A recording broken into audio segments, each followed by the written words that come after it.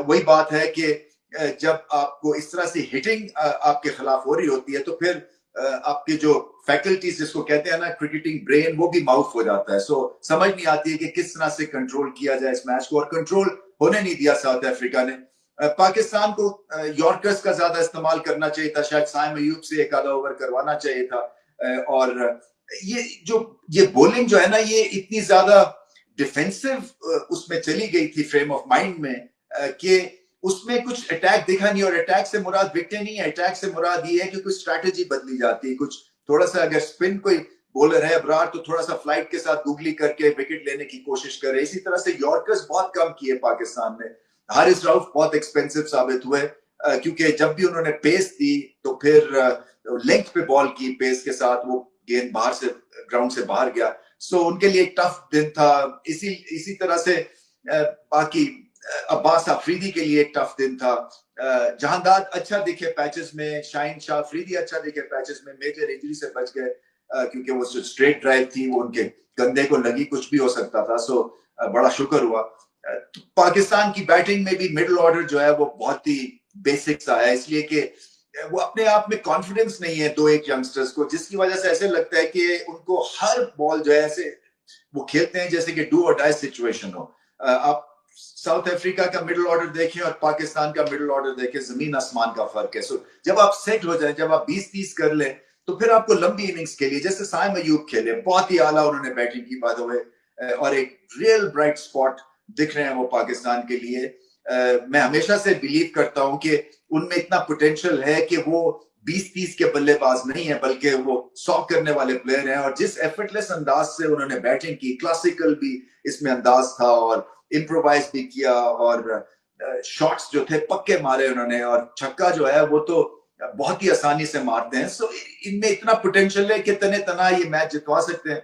आज अगर थोड़ी सी मिडिल ऑर्डर में खलबली ना मची होती और जहां पे विकेटें गिर गई, जिसकी वजह से एकदम से स्कोरिंग रेट थोड़ा सा भी लो हुआ, और ये ऐसी पिच थी, ऐसी कंडीशन थी जहां पे आप 5 मिनट के लिए भी कोई हादसा जो है ना आप अफोर्ड नहीं कर सकते थे। सो वो मिडिल ऑर्डर में जब रन्स आपके स्लो डाउन हुए, उसके बाद एंड पे इरफान ने आके हिटिंग की साइम अयूब के साथ। मगर वही बात है कि 205 का भी स्कोर है जितना भी पाकिस्तान ने किया वो भी नाकाफी था। ये कोई 220-30 की थी ये सरफेस, मगर अगर कहीं 2 ओवर्स भी अच्छा पाकिस्तान कर जाता 20 में से, तो ऐसे ही महसूस होना था साउथ अफ्रीका के लिए जैसे कि वो 220-25 का स्कोर चेस कर रहे हैं। मगर 2 ओवर भी अच्छे नहीं करने दिए साउथ अफ्रीका ने ना, पाकिस्तान ने भी ऐसे खलबली सी मची रही क्योंकि बहुत ज्यादा स्लोअर बॉल्स, कोई यॉर्कर्स का ज्यादा इस्तेमाल नहीं था, कोई फ्लाइट करके आउट करने की कोशिश। जिस दिन बैटिंग अच्छी हो जाए उस दिन आपसे बॉलिंग नहीं होती है, जिस दिन बॉलिंग अच्छी हो जाए उस दिन आपसे बैटिंग नहीं होती है। कुछ यही कहानी दास्तां है पाकिस्तान की क्रिकेट की।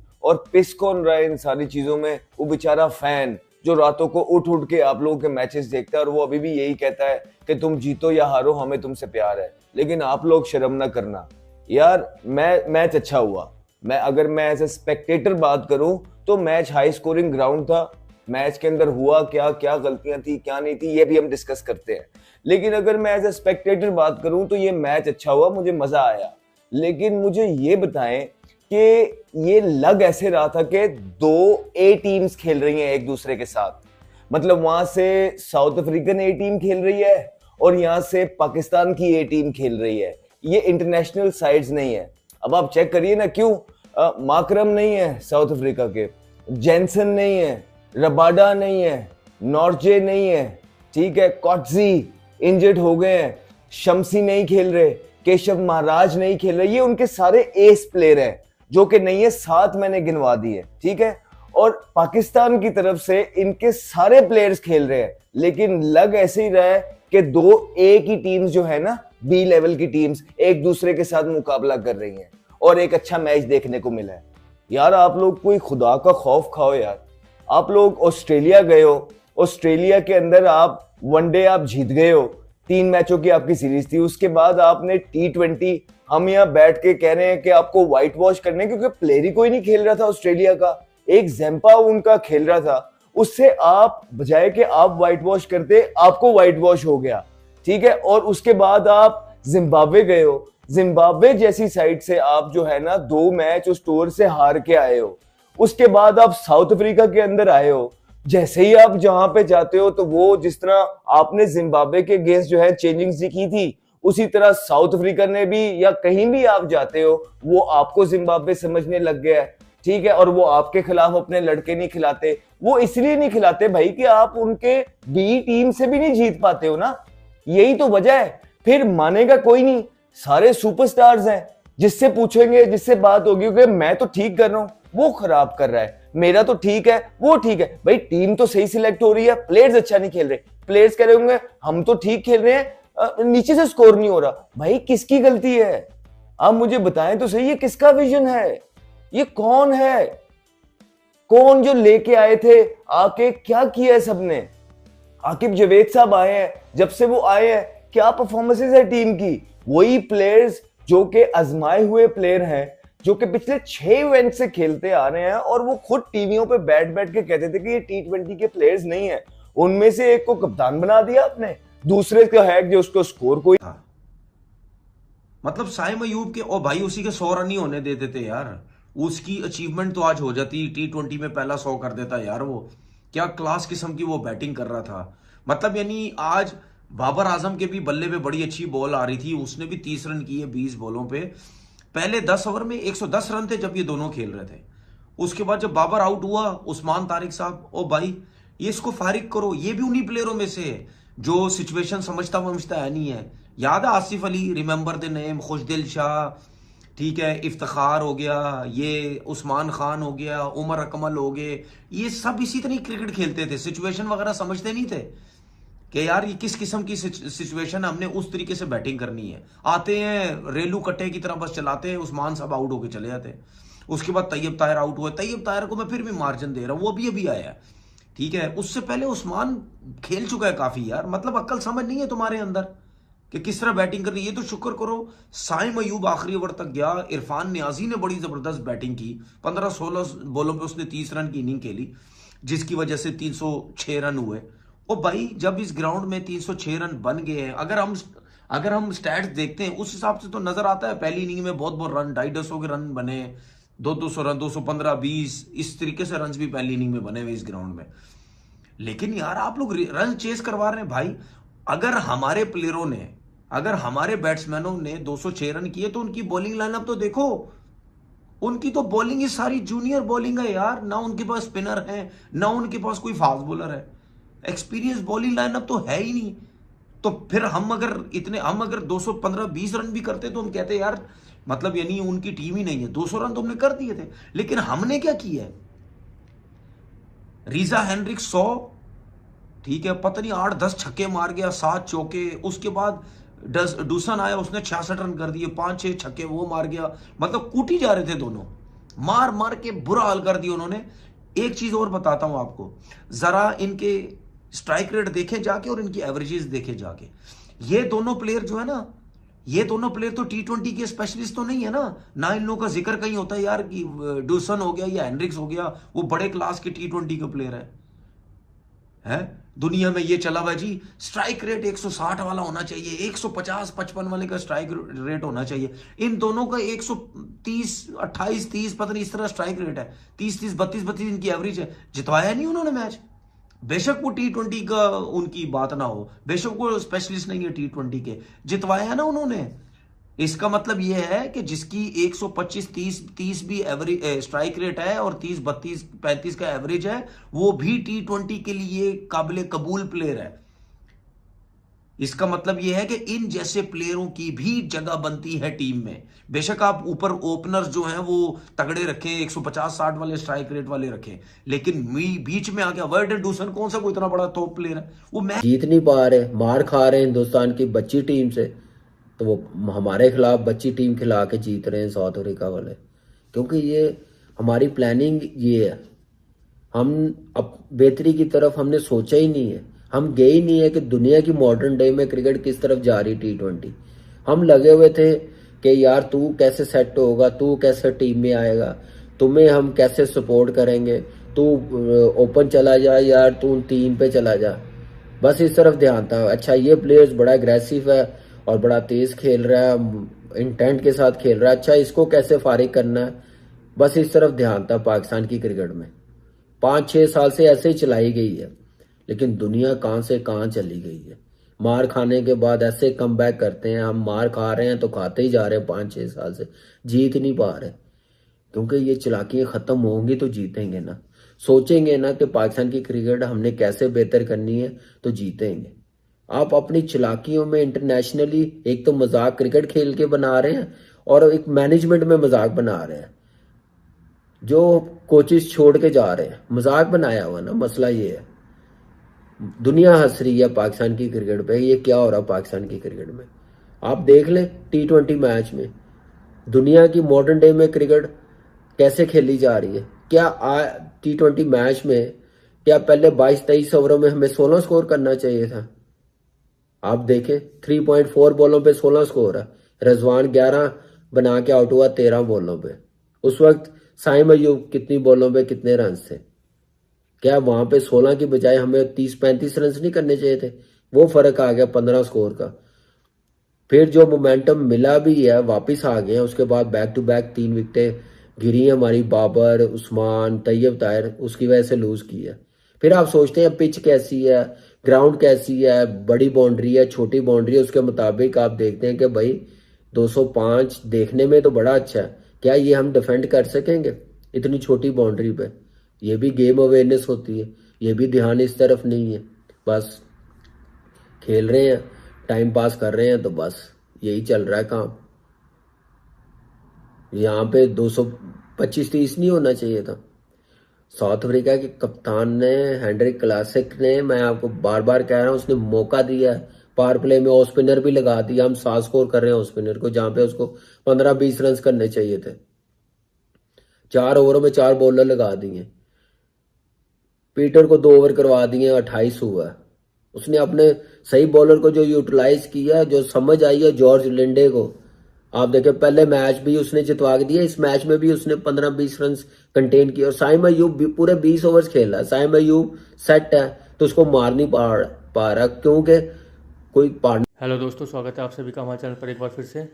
दोस्तों हम बात करने जा रहे हैं पाकिस्तान और साउथ अफ्रीका के बीच खेले गए दूसरे T20 मैच के बारे में, जिसमें पाकिस्तान को साउथ अफ्रीका ने पूरे 7 विकेट से हरा दिया है। जिसमें अगर हम बात करें तो पाकिस्तान की बल्लेबाजी काफ़ी अच्छी रही, जिसमें साइम अयूब ने 98 रन की बेहतरीन पारी खेली और वो अपने शतक से चूक गए तो नहीं, क्योंकि चूकने का मतलब तो ये होता है कि अगर कोई बंदा आउट हो जाए। लेकिन उनके जो साथी खिलाड़ी थे, जो नॉन स्ट्राइकर पर थे, उन्होंने उनको स्ट्राइक नहीं दी, जिसकी वजह से उनका शतक पूरा नहीं हो पाया। वहीं दूसरी ओर उनके कप्तान आज बहुत जल्दी आउट होकर चले गए। उन्होंने मात्र 15 रन की पारी खेली और उनका तो हमेशा का यही रहा है कि स्लो पारी खेलना और टीम को हमेशा हार की तरफ ही ले जाना। लेकिन उनका आज जल्दी आउट हो जाना पाकिस्तान के लिए अच्छा साबित हुआ और पाकिस्तान ने 200 के पार स्कोर पहुंचा दिया। और एक तरफ से ये लग रहा था कि पाकिस्तान इस मैच में काफ़ी अच्छा फाइट करेगी। लेकिन दोस्तों पाकिस्तान की बॉलिंग बहुत ही ज़्यादा नाकामयाब रही और जहां पर एक समय लग रहा था कि पाकिस्तान ये मैच आराम से जीत भी सकता है। लेकिन पाकिस्तान की जो बैटिंग थी जितनी अच्छी रही, उतनी ही बॉलिंग उनकी आज बहुत ज़्यादा बेकार रही। वहीं अगर बैटिंग की लाइनअप की बात की जाए तो साइम अयूब जो ओपनिंग पर आए थे, उन्होंने बहुत अच्छी पारी खेली। उसके बाद में मोहम्मद रिजवान बहुत जल्दी आउट होकर चले गए थे। वहीं बाबर आजम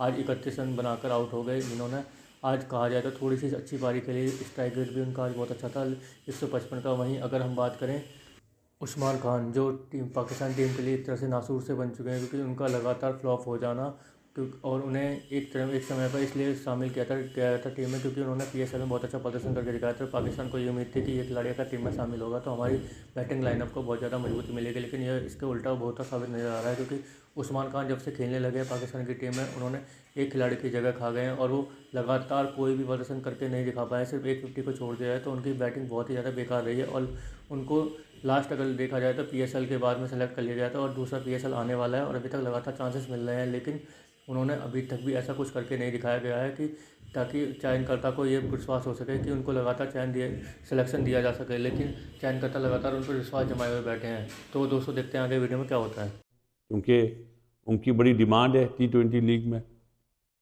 और T10 भी खेलेंगे, लेकिन इंटरनेशनली उन्होंने रिटायरमेंट ले लिया। अच्छी चीज़ है जी। और सबसे बड़ी बात, पाकिस्तान ने अपनी टीम अनाउंस कर दी। सुफियान मुकीम को रेस्ट करा के जानदाद को खिलाया। जो चीज़ करने वाली है उस तरफ ध्यान नहीं जाएगा। मुझे लगता है कि अपने बैटिंग ऑर्डर चेंज करें, जो मेन मसला है। सुफियान को आपने एक मैच में फेटा लगा, तो अगर अगले मैच में अबरार का फेटा लगेगा तो फिर क्या अबरार ड्रॉप हो जाएगा? आपको तो इस टाइम पे कॉन्फिडेंस देना चाहिए था उसको। मेरे हिसाब से गलत करा। बाकी कल का मैच का जो रिजल्ट है वो बताया जाएगा। नंबर चेंज करने चाहिए, दोबारा कह रहा हूं, नंबर चेंज करने चाहिए तो बचत है, अदरवाइज नहीं है। ये हो गई 3 न्यूज। चौथी न्यूज, लंका प्रीमियर लीग में कोई T10 हो रहा है। मुझे अभी एक मैसेज आया कि कोई मालिक साहब, कोई फ्रेंचाइजीज के ऑनर मैच फिक्सिंग में उनके साथ इन्वेस्टिगेशन हो रही है। आपको याद है पहले भी कहा था कि अबू धाबी में जो 9 बॉलें हो रही थी बड़ी बड़ी, और जिम्बाब्वे में जो T10 हुई है, उसमें बड़े बड़े एविडेंस दिए गए हैं ICC एंटी करप्शन यूनिट को। शुक्र है कि एंटी करप्शन यूनिट ने अपनी आंखें खोली। कौन सी टीम होगी, क्या होगा, वो पता चलेगा आने वाले दिनों में। लेकिन क्रिकेट को ये मैच फिक्सिंग से पाक होना चाहिए। और अब आप लोगों के लिए न्यूज, आप लोगों के लिए, मेरे लिए नहीं। BCCI बोला क्या जा रहा है वो मैं आपको पहले बताता हूं। BCCI ब्रॉडकास्टर और PCB के दरमियान मुआहिदा तय पा गया चैंपियंस ट्रॉफी का। कौन जीता कौन हारा कोई नहीं बोलेगा, कोई नहीं बोलेगा। लेकिन इसके पीछे क्या वजह है, आइए उस पर आपके साथ आज बातचीत करते हैं। हाइब्रिड मॉडल का तो सबको पहले पता चल गया था, यह है जिस पे PCB चेयरमैन मोहसिन नकवी साहब ने भी एग्री करा। लेकिन उन्होंने कुछ शराइत रखी कि 2026 में भी यही मॉडल अप्लाई होगा इंडिया के ICC इवेंट में। अब यह बोला जा रहा है कि 2027 या 28 में एक वुमेन वर्ल्ड कप पाकिस्तान को। तो दोस्तों आपने देखा पाकिस्तानी मीडिया की रिएक्शन। पाकिस्तानी मीडिया काफ़ी ज़्यादा सैड सा नज़र आ रहा है, क्योंकि पाकिस्तानी मीडिया को ये लग रहा था कि पाकिस्तान ये मैच आराम से जीत जाएगा और साउथ अफ्रीका में उनकी पहली सीरीज़ में पहली जीत मिल जाएगी। लेकिन पाकिस्तान की बॉलिंग के आगे उनकी सारी उम्मीदें पानी पर फिर गई, क्योंकि वहीं अगर हम बात करें उनकी बैटिंग जो बहुत अच्छी रही थी, उन्होंने 200 के पार स्कोर रन पहुँचाने के बाद में जो उनकी बॉलिंग लाइनअप थी, उन्होंने देखा जाए तो शुरुआत अच्छी करी थी, 2 विकेट जल्दी गिरी 27 रन के ऊपर। लेकिन उसके बाद उन्होंने जो रिजा हेंड्रिक्स से उन्होंने उनकी सही से खबर ली उनकी बॉलिंग की। और वहीं डजन जो काफ़ी समय लंबे असर के बाद फिर T20 में वापसी कर रहे हैं, क्योंकि वो चोटिल थे और T20 वर्ल्ड कप में भी नहीं खेल पाए, तो उन्होंने भी आज बहुत ही पारी खेली और 66 रन की बहुमूल्य पारी खेलकर साउथ अफ्रीका को एक मैच में जीतने में अहम भूमिका निभाई। और इस तरह से साउथ अफ्रीका ये सीरीज़ 2-0 से आगे हो चुका है और ये सीरीज़ साउथ अफ्रीका ऑलरेडी जीत चुका है। तो एकमात्र मैच बचा है सीरीज़ में जो औपचारिकता ही रह गई है, जिसे पाकिस्तान जीते या साउथ अफ्रीका जीते, तो सीरीज़ तो ऑलरेडी साउथ अफ्रीका जीत चुका है। वहीं अगर हम पाकिस्तान की बॉलिंग की बात करें तो पाकिस्तान की बॉलिंग बहुत ज़्यादा खराब रही। शाहीन अफरीदी जो पिछले मैच में काफ़ी अच्छे दिखाई दे रहे थे, उन्होंने आज 4 ओवर में पूरे 37 रन खर्च करे। वहीं अगर हम बात करें हारिस राव की, हारिस राव का तो समझ में नहीं आता कि उनको विकेट कैसे मिल जाते हैं। उनको विकेट शायद इसलिए ही मिलती है क्योंकि बैट्समैन उनको अटैक करने की कोशिश करते हैं, लेकिन आज उनको वो विकेट भी हासिल नहीं है और उन्होंने पूरे 4 ओवर में पूरे 57 रन खर्च किए, जो एक बहुत ही बड़ा कॉलेप्स सा नज़र आ रहा था उनकी बॉलिंग लाइनअप में। क्योंकि अगर वो एक तरफ रन खर्च करते हैं तो उनको विकेट मिल जाती है, तो जिसका वो जो लेवल बराबर हो जाता है। लेकिन आज उन्होंने 4 ओवर में 57 रन खर्च कर दिए और जिसके बदौलत उन्हें और उनकी टीम को हार का सामना करना पड़ा। क्योंकि दोस्तों कोई भी बॉलर अगर 4 ओवर में 57 रन खर्च कर देगा तो मतलब इसी हिसाब से लगा लीजिए 57 × 5 काफ़ी रन हो जाएंगे, 300 के करीब रन हो जाएंगे। और इस तरह से अगर बॉलिंग होगी जो आप एक इस समय पर पाकिस्तान की मैन बॉलिंग लाइनअप में मौजूद हो, क्योंकि आप इस टाइम मैन बॉलर माने जाओगे, क्योंकि जो और बॉलर खेल रहे हैं वो इतने अनुभवी नहीं है। आप काफ़ी ज़्यादा अनुभवी हो, आप हर जगह खेल चुके हो, उसके बाद भी आप ऐसा प्रदर्शन करके दिखा रहे हो, तो ये बिल्कुल भी मान्य नहीं माना जाएगा। तो दोस्तों कैसे लगे आज की हमारी वीडियो हमें कमेंट करके जरूर बताएं। हमारे चैनल को लाइक एंड सब्सक्राइब जरूर करें ताकि आपका साथ बना रहे। धन्यवाद।